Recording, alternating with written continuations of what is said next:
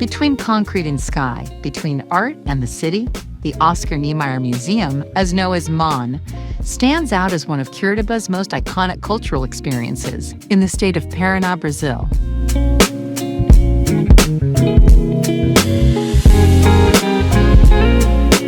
The museum bears this name in honor of architect Oscar Niemeyer, who designed and envisioned this Curitiba landmark.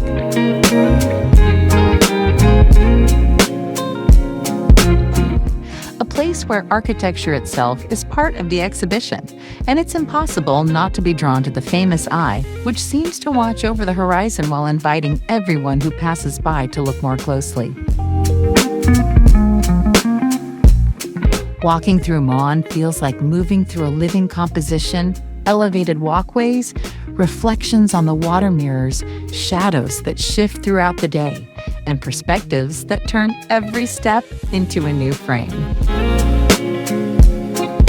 Each viewpoint reveals a different museum, sometimes futuristic, sometimes poetic, always photogenic, always surprising. And just behind the museum, there's a beloved urban escape for locals, Parcão, a wide, open lawn where people bring their dogs to walk and enjoy the outdoors, with MON's architecture as the backdrop.